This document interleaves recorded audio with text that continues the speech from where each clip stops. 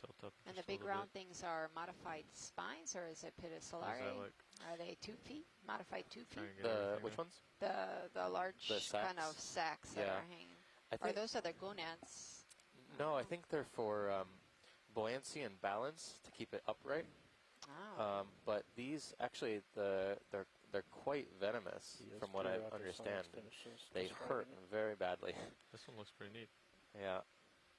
So I think the sacs are filled with a type of gas that helps them stay upright. Oh, okay. Yeah. We have a fish in the middle of the port cam too. Yeah, but I do remember that. I've heard that these are quite painful if you get spined. Zoom out for just a second video. I don't know if this is a different fish that they want to see. Oh, he's